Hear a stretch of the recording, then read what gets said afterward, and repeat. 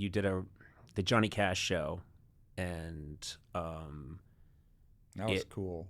And I would imagine that, I mean, there's a guy, that's a very different situation where you're being invited onto this massive American Stars TV show, but also he's someone who you would really respect. Yeah. Yeah, no, I really liked Johnny Cash. Was he nice to you? Was there, Hardly even got to speak to him. Really? But that's okay. He was busy. Yeah. It was the Johnny Cash show. Yeah. You got to realize, in our eyes, doing this, I'm 23 years old. Right. I'm going on a television show. I was petrified. Yeah. So I was thinking about the song I was going to sing, and was I going to screw it up or not? And that's all I thought about. Yeah. So I really don't remember much else about it. Right.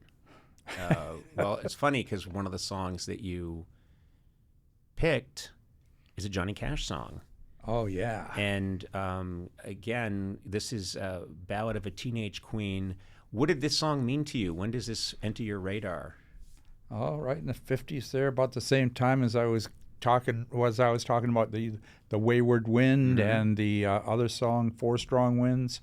Four Strong Winds was after. The Wayward Wind was sooner, and this song was sooner than the Wayward Wind. These are back farther in my life. I've been in maybe grade 2, grade 3, kind of. And this is what I was thinking about, is that you are a storyteller. I think better than just about anybody, you tell a great story when you're in your songs. And this is the classic story song. This is Johnny Cash telling us the tale of the teenage beauty queen.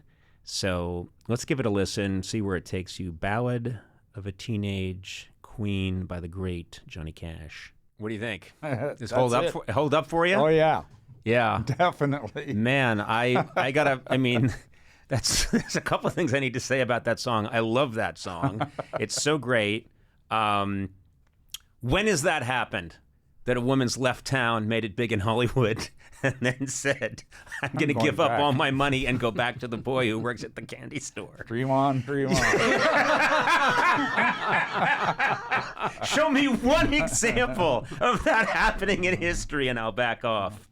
Yeah, I had heard that song before, but when you mentioned it, I went back and was listening to it, and those I don't know. We don't know who's doing the backup vocals. I don't know if it sounds like it. Could it be the Jordanaires, or is it just? I think it's the. It's his I guys, always thought it was the Tennessee Two. Yeah, they sound good. Yeah, they do sound good. But there might have been someone else singing with them too. Yeah, they had the girl singing, the high voice going through the whole thing. Yeah, yeah. That's. But that's such a. I mean, that sounded like the record that I was remembering when I wrote it down. Right. That's what the sound is. And the other two songs sounded kind of like that. And that one was an original, I think. Right. Maybe. Close anyway. Same vibe. I feel like it would be a blessing and a curse to have your ear, because I don't pick that stuff apart necessarily, but you hear it, and if it's in stereo or it's been remixed, you're like, I'm out. Well, I'm different. I'm going, when they did that, what else did they do? Things are different. They got more room for the bass, and more room to spread things around. So it's not, for me, it's the feeling of the mix, the feeling of the song. The more immediate it was, the closer to the original one. Yeah.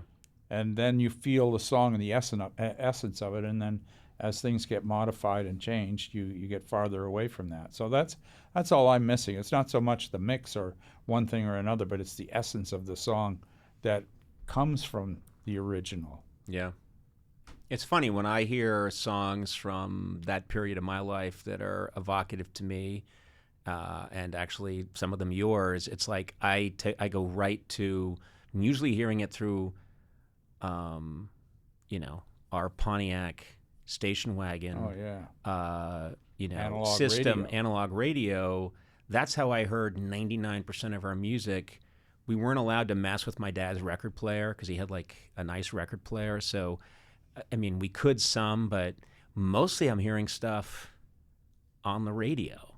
And that was how I experienced everything. And so I associate a lot of these songs now with being in a car and moving. Yeah. And it's interesting how that affects how you then later on hear the song. Yeah, because when it's way back there in your life and you have this memory, it's vivid. And who knows what you do with it in all those years. You may have enhanced it. It may be exactly the way it was, or it may be, it just may be different in some way. Because when you have a thought for so long and you remember a memory, it becomes more than just that over time. So that's why when you go back, sometimes it's not like you thought it was going to be. Right. There's that great. No, I was just thinking, did I scare you with my glasses? No, that's good. It's a bold statement, my glasses. Yeah, it is. So kind of a Clark Kent Can you look. see through those? Absolutely not. I didn't think so. You're gone now. You're just you're a smear. I see a smear and a floating hat. Radio has saved us again. There's a big business for radio in the future. Trust me. It's not lost on me that people are very happy that I got off TV and into radio. Radio is happening. I know it is happening, but also there's an implied insult there, which is it's so nice to hear you and not see your goddamn face. It's the future. Radio's the future. That's where we're going to hear what music is. Yeah. Because you can broadcast what people love about vinyl. Mm-hmm. Over the radio, and the transmitters are still in the top of all the old buildings around different towns. So a new radio station could come along and broadcast in analog, so everybody got vinyl quality. All you need is the right radio to pick it up with. Which is? A fortune-making thing that any investment would get right into. So it'd be great if you busted out your product right now and started hawking it. Yeah, the analog radio.